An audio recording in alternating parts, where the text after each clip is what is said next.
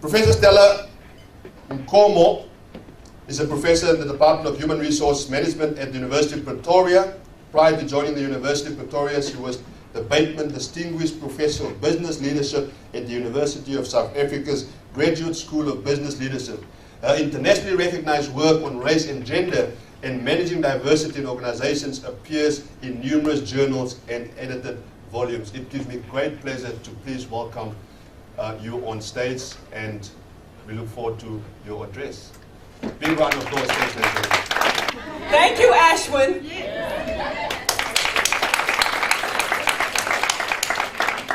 This tells me never follow an outstanding rugby player with such a powerful, motivating life story. Hands off to you. And can I get your autograph later? Let me be a groupie. Let me get your autograph later.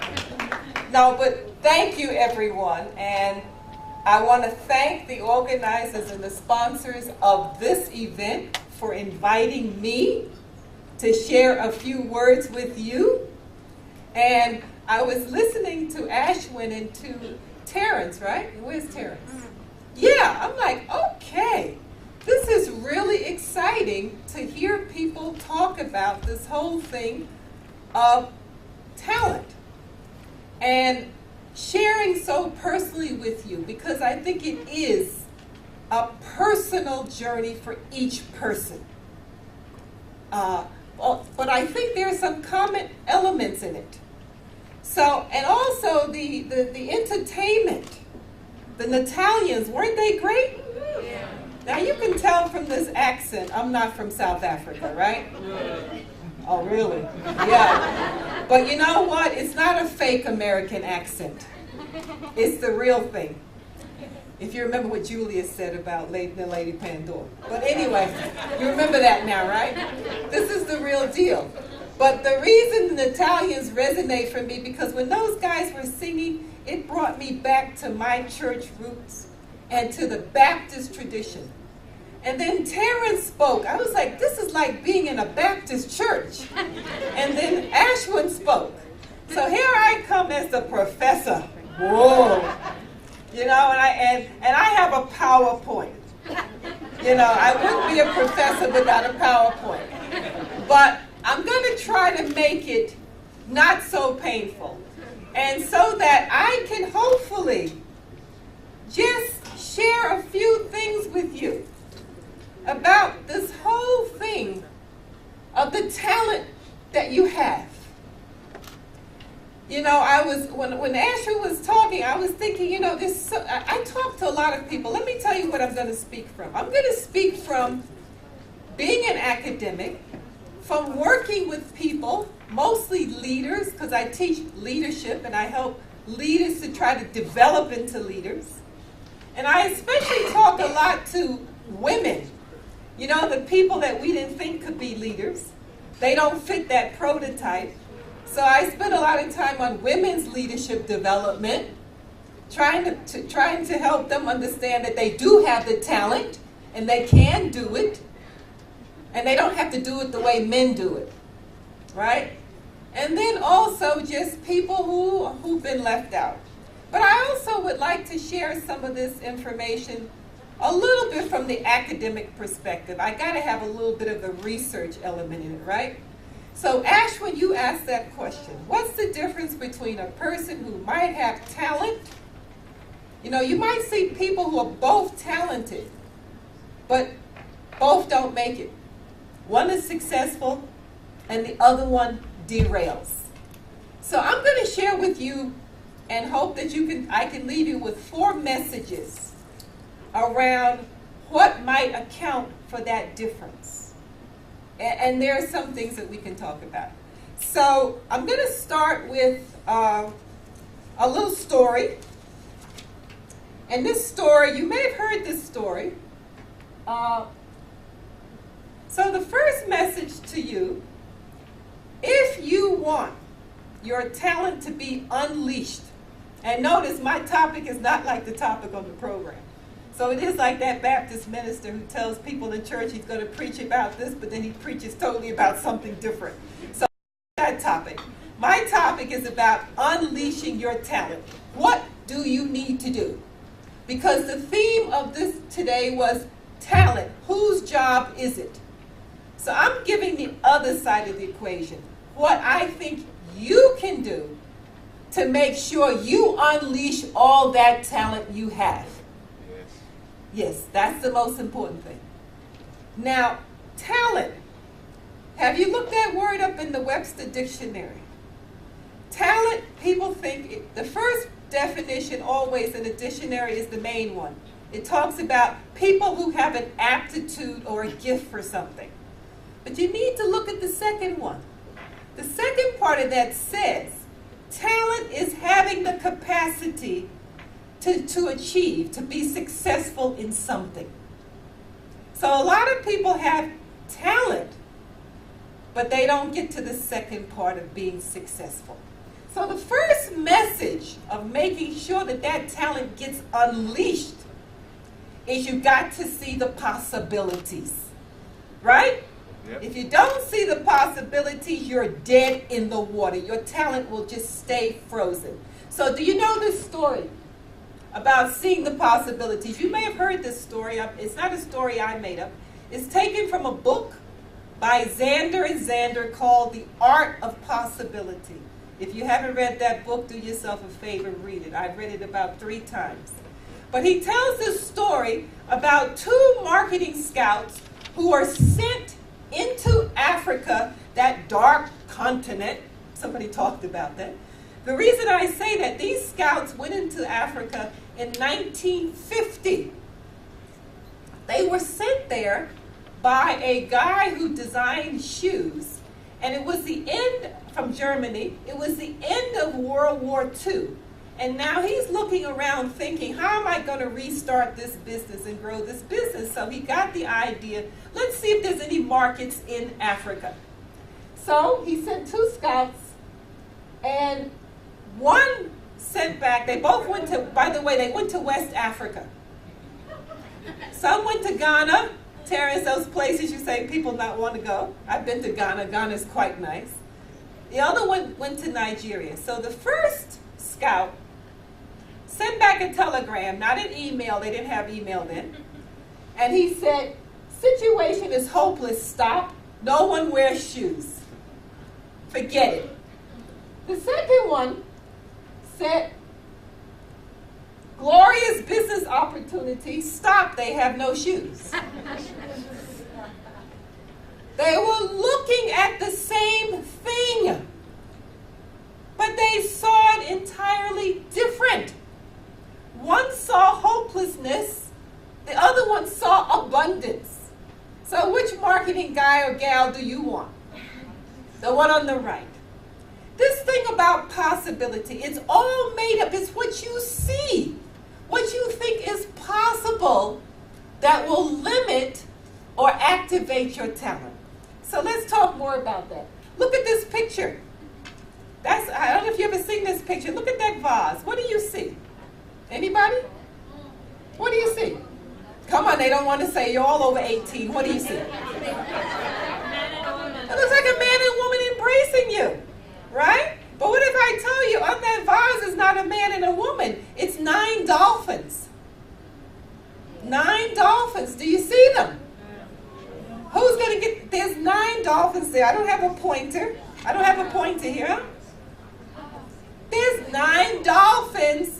Look for tails, look for their heads, look for their shape. Now do you see them? Yeah. Yes. What's funny about this picture, when you show adults, they see a man and woman embracing. When you show a 5-year-old, they immediately see the 9 dolphins. Why? Why? Because their minds are open. What gets in our way is that we see the world a particular way, and then we see everything that way. You know? It's better to be naive, to think about what's possible. So let me share this. Your mind, Ashwin said that, your mind constructs the world. Right? It's all about what you're thinking. cannot be successful, or you think there's nothing I can do, this is my fate, guess what? That will become your fate. And I'll use myself as an example. Okay, how many of you would guess what my first life was? I call this my third life, being in South Africa. What do you think I did when I got out of matric? Anybody?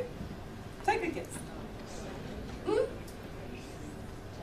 This always happens at the university. You know, I don't tell anybody, but the people who notice it and figure it out, all the secretaries, because they come to my office and they see me typing like this, and they go, "Wow, Professor, you can really type."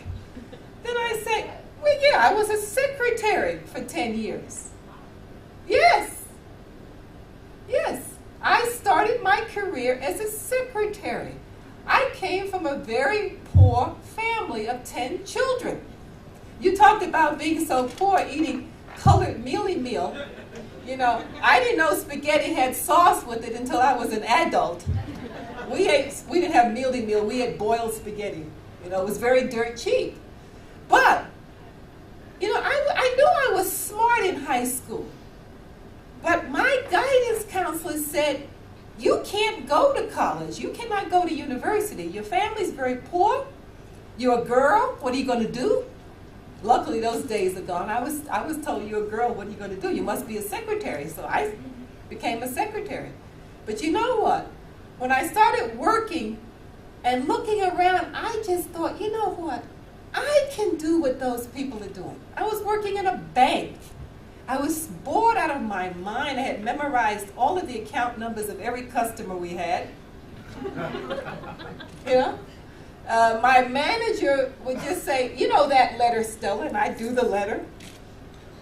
And then I see these young white guys come with these suits. Oh, they were coming in from Harvard Business School and this business school, and they come in and they immediately got a desk. And then they say, and so the first time they have a customer, they run over to me, Stella, what do I do? I said, wait a minute. There's something wrong with this picture? I can do that. I can do what they're doing. Of course, I had to work and go to school at night, but I believed that I could do it. I thought there's possibilities. So you have to think about your mindset. What assumptions am I making about what's possible for my talent? Because whatever assumptions you are making will give you what you see and how you behave. So what might you invent that you haven't yet invented, that you haven't done, that would give you other choices? So once you open up yourself to the universe of possibilities, then the world can be yours and you can make an impact. I don't know if you know this story. This guy, let's start close to home.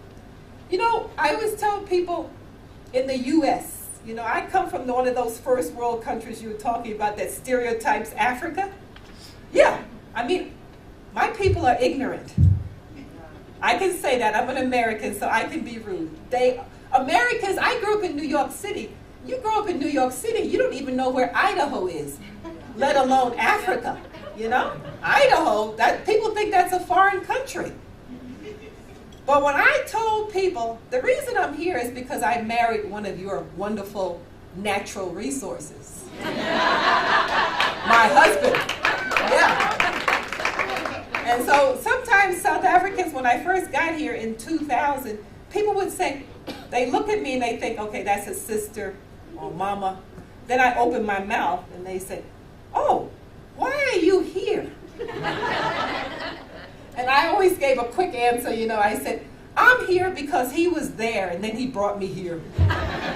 Which is true. But when I told my colleagues, PhDs at a well-known university, which I won't tell you because it'll embarrass them, they said, oh my God, Stella, we feel so sorry for you. You're going to Africa. And one even said to me, what are you going to eat?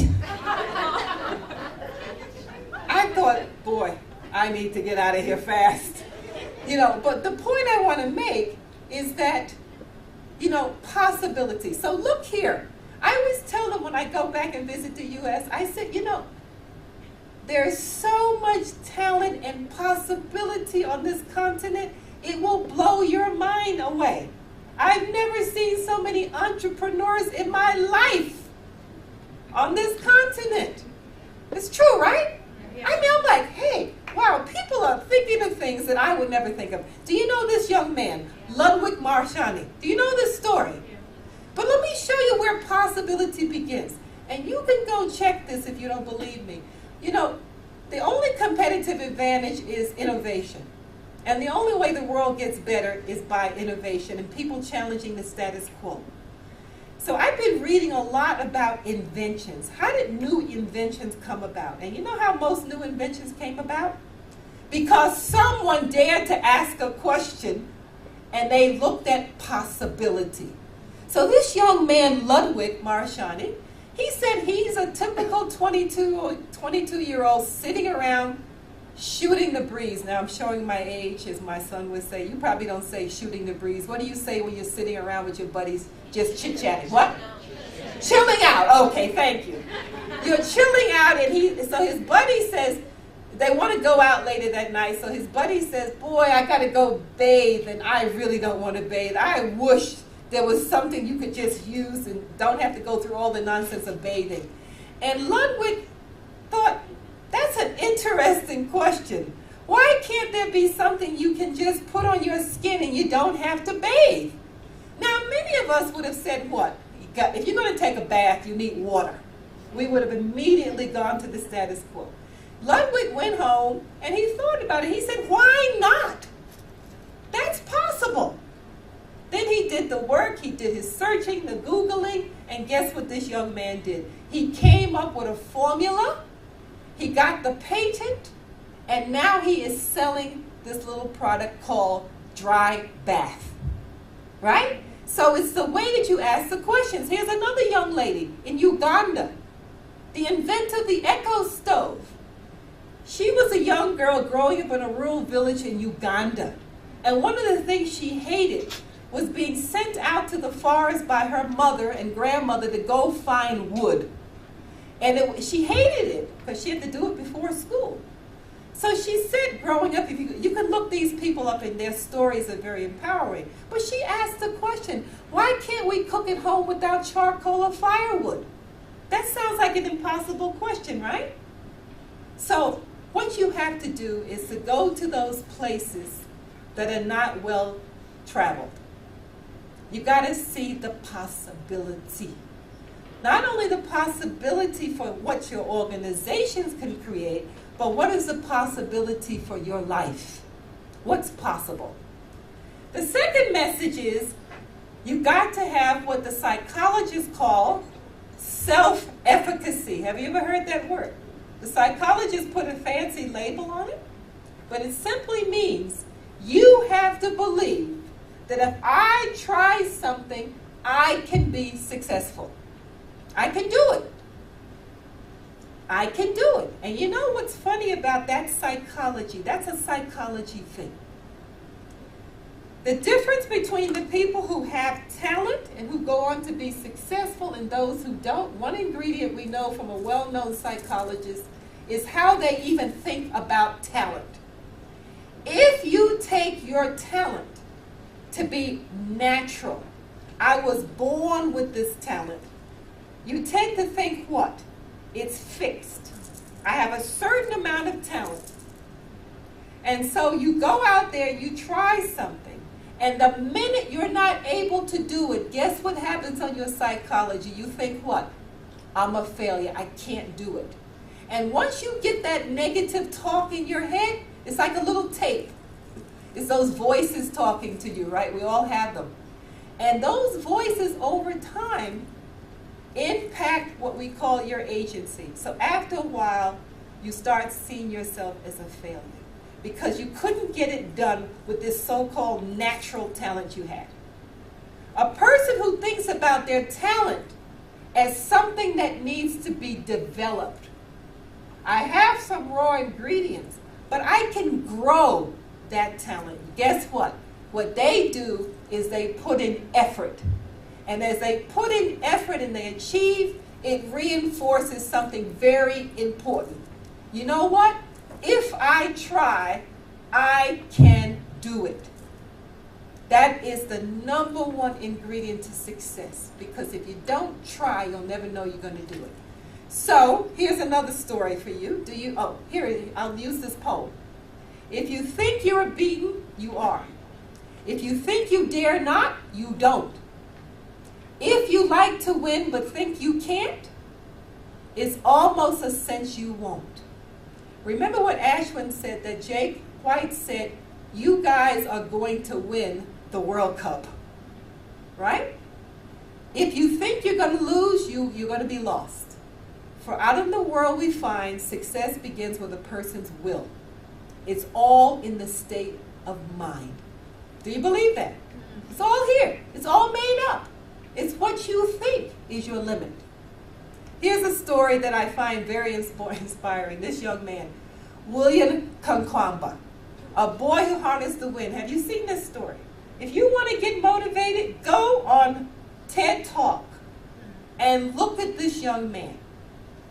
This young man from Malawi, 14 years old, 7 brothers and sisters. There was terrible drought in Malawi. His father had a little farm, but nothing was growing. And because nothing was growing, his father used to sell a few vegetables. So his father had to tell him, William, I can no longer pay your school fees. You'll have to stay at home. Now, William could have done what? I'll stay at home, right? Okay, I'll just stay at home and whatever. But he said, I didn't want to accept that. I thought there must be something I can do. So he went to luckily in his village, there was a library with a few books. And he said, I'm going to keep myself busy. I'm going to read. So the books that they had in the library, I don't know why they were there. They had some old books about windmills. So William started reading these books, and he read the books. And he said, you know what? I think I can make a windmill. Isn't that bold? Isn't that pretty bold? I think I can make a windmill. And this young man made a windmill. And he made a windmill out of scraps, a bicycle part. He went and got junk. And from that junk, he built a windmill. I think there's a picture of it. Yeah, there's the windmill he built. And guess what? It worked. And soon he was generating electricity in his house. 2 light bulbs. Then he got water to pump. Then he said the whole village, everybody was coming to his house to charge their cell phones. And he said, I think I have his words. I want to quote his words because I want to show you this thing of self-efficacy. He said, I refuse to accept the future that was before me.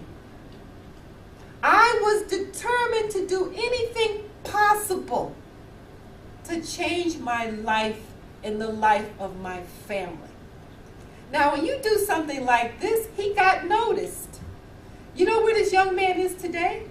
He's at Dartmouth College in New Hampshire, a top private university in the U.S., and he's studying environmental studies and engineering. You see? And you know what's interesting about him? He's written 3 books because he wants to pass this on to others. He's just written a children's book based on what he's done. Isn't that warm? Go look at it. It's on TED Talk. Type in his name, and you'll hear him speak. So my point is, you got to see the possibilities, and you also have to have self-efficacy. So I looked at those guys in the suits, and I said, you know, I can do that. I can do what they're doing. I can become a bank manager. Why not? Right? Message 3. This is very important. Invest in your own development. Why do you expect your company to invest in your development if you don't do that? I spend a lot of time talking to people about that because a lot of people are like, the company didn't do this for me. The company didn't give me the right training. My manager never recommended me for training. I'm like, hello? Did you raise your hand and say, I think it might be a good idea if I could take a course on this or a course on that. So you cannot sit and expect that if you're not willing to make the investment, that I'm going to invest in you. You got to bring something to the table. And I'm going to give you 5 points there. Seek out opportunities to add to your skills and competencies. I teach in a women's leadership program, and like one of the people was sitting there saying, you know what, I really want to be a divisional president, and you know, I know you have to have global experience. I don't know if I want to leave Atlanta and blah, blah. And I said, have you told anybody in the company, what you said, Terrence, have you volunteered to say, you know what, I'll take a stint in another country? And this young lady, she called me back and she said, I took your tip, Stella. I went to my manager and said, I'd like a global assignment. And he sent her, she went to Paris, and you know what, she's a different person. But she said, I would have never done it because I was waiting for my manager to develop me and to tell me where to go.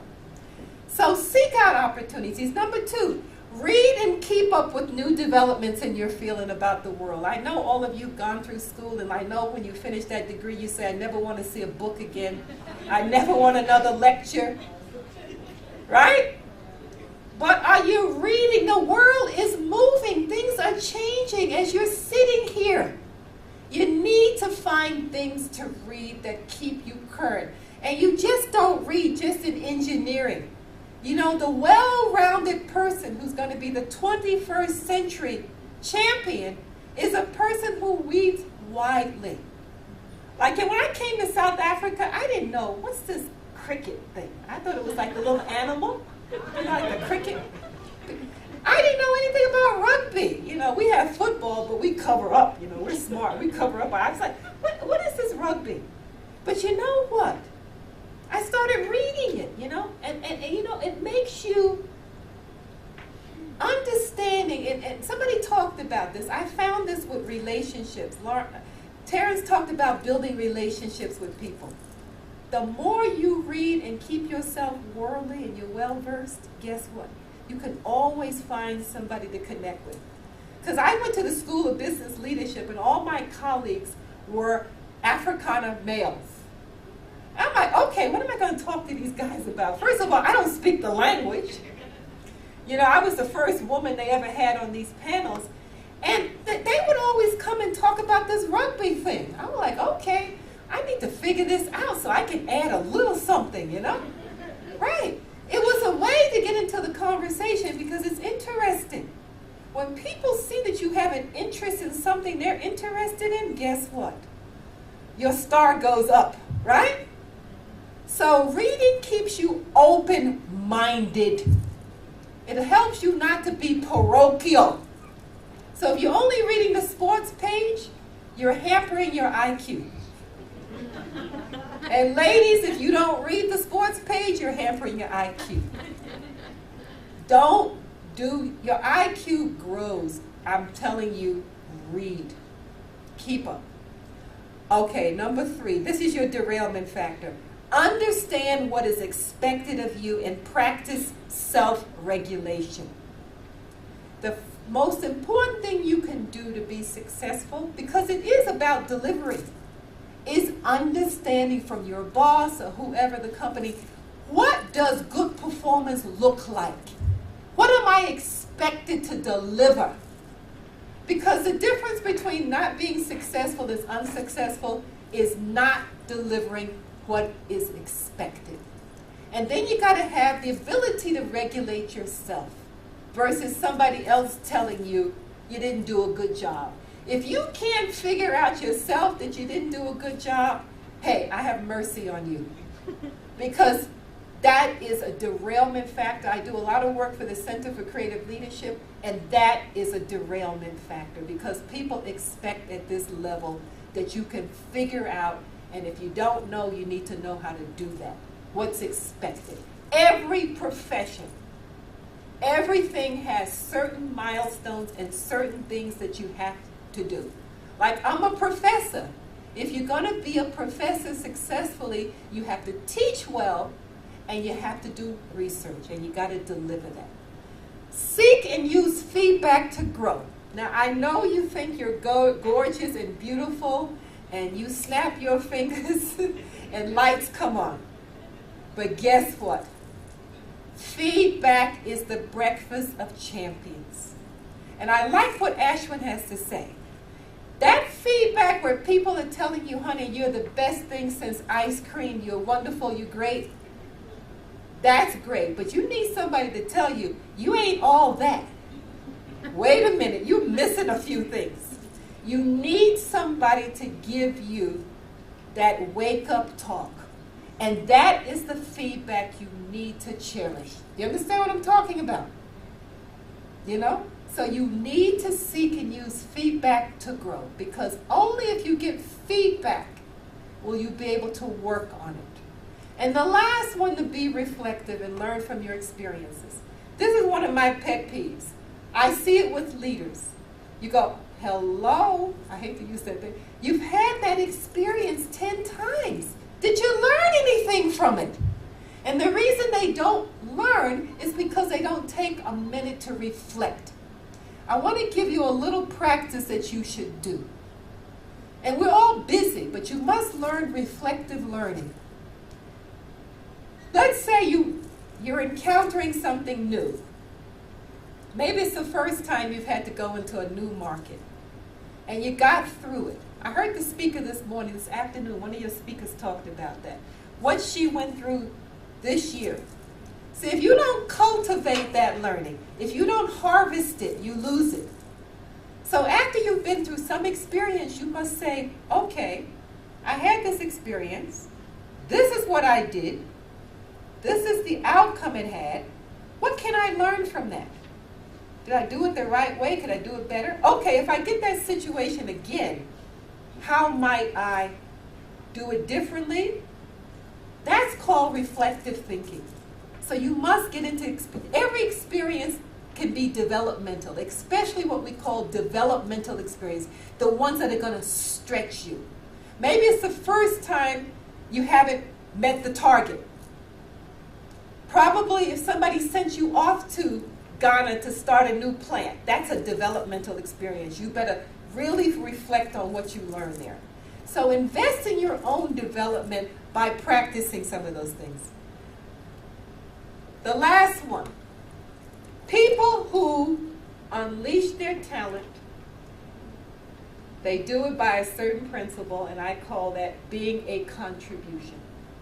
Be a contribution, not a liability. Let me say something about that. This is very important. You know, I talk to some of the people, companies, that they say, you know, I had this person, and they were very talented. They came from, you know, the best school. They were well trained, but they were just a pain in the neck. You know, they were just like an albatross around my neck. Don't be a liability. What does the word liability mean? Those who did accounting. What's a liability? A debt. An obligation. So if a company thinks of you as a liability, then you're like, this person is an obligation. They're handicapping. They're holding me back. But what if you were a contribution? And I think, Terrence, you were talking about this. Once people figure out that you are a contribution, that you bring something to the table, guess what? You get invited to the table a lot. You get called back to the table because they know if I bring this person to the table, they're going to make a contribution. They're not going to just take. They're going to add something. So you need to answer the question, how will I be a contribution in everything that I do? You got to declare yourself as a contribution. You're going to say, I'm going to be a contribution. And that affects your mindset. Okay? So anything that you approach, you go with the idea, I have to leave this better than what I found it. I'm on this team. I'm going to make sure I contribute something to the team. I have this meeting coming up with this person. At the end of this meeting, I want to make sure that I have been a contribution in this meeting. I didn't take the air out of the room. I added air to the room. You know people who take the air out of the room? Yes. You added to it. And you know what? You can see it. You know, people don't want to be around you. If you're a liability, people don't want to be around you. Oh, Lord, here she comes. No, not that one. And you see, what people don't understand is somebody said this morning, you know, you get that first job, you went through a nice selection process, but the promotions, people are talking behind your back. To get a promotion, people are talking behind your back, right? Oh, Stella and Nkomo, boy, that one is no. That's a liability, no. She's a taker. You don't even know it. But if you've been a contributor, they say what? I want that person on my team.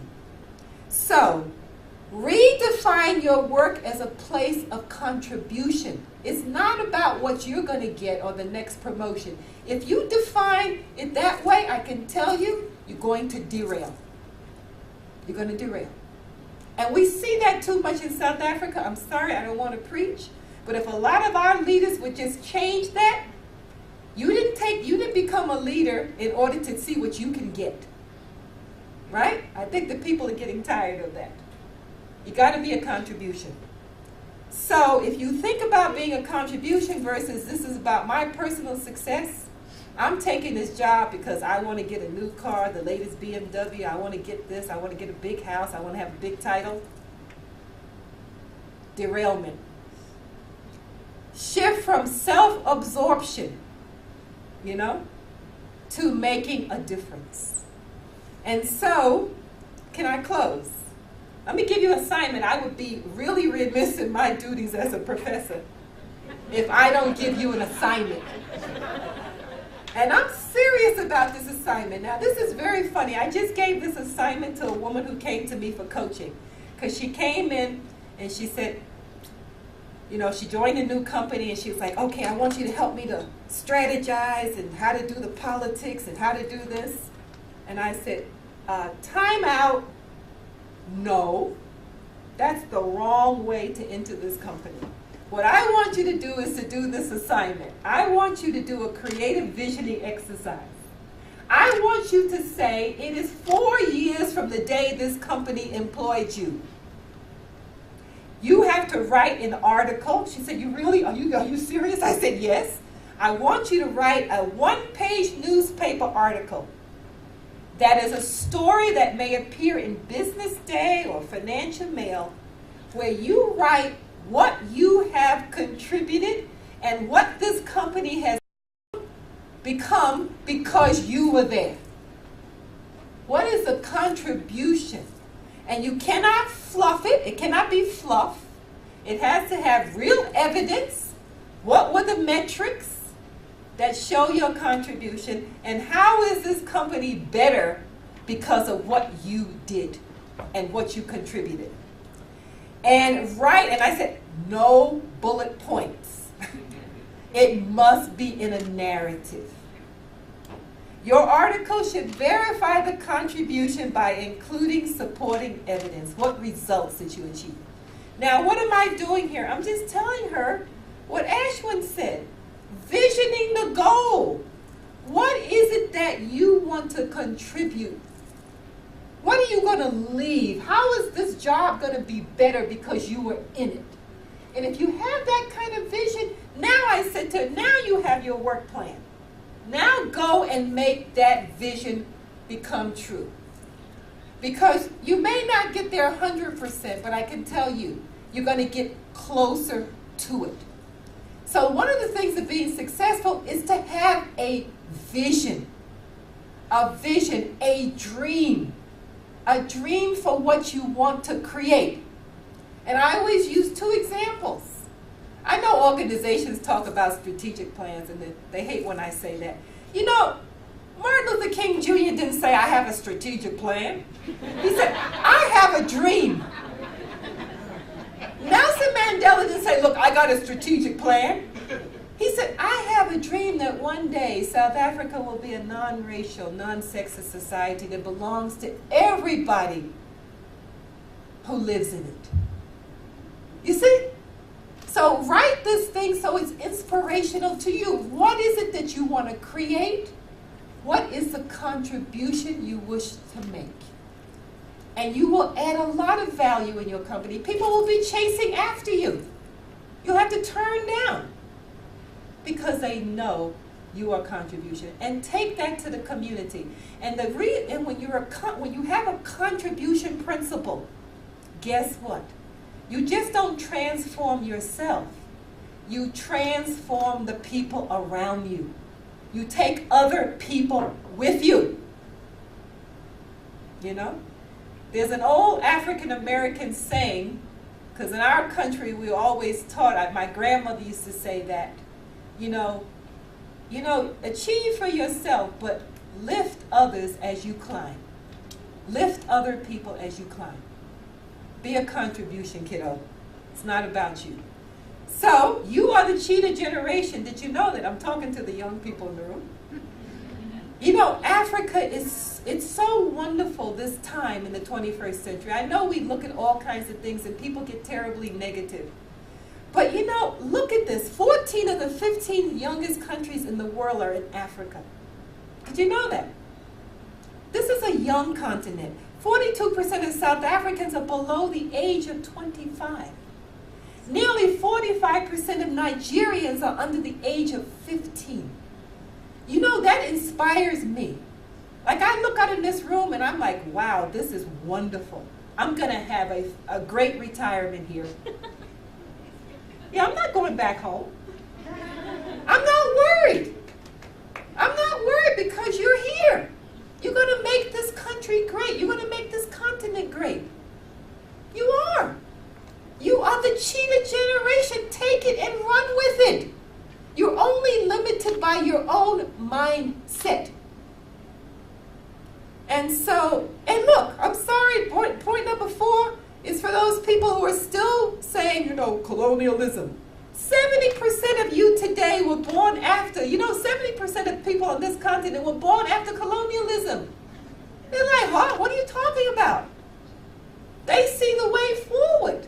You know, you can only use that excuse for so long, right? Recognition of the potential of the power of talented youth, unleashing that power. And I think this continent, if we can unleash and help support the talent, and that's why I applaud your organizations and yourselves. You are the future. You know, it's funny, if you saw Economist magazine is sort of like one cover they had, Africa, the dark continent. Do you remember that cover? And then a few years later, Africa rising. Yeah. So here's the challenge I'll leave you with. I went on too long. Benjamin E. Mays, who was a mentor of Martin Luther King Jr., he used to say to him, a crown has been placed upon your head. Now you must rise to it. So the fact that you have been anointed as rising stars, I say to you in closing, I hope you will know that that crown is placed upon your head, and now you must rise to it. But I know you can rise through it through hard work and believing in possibility. Thank you.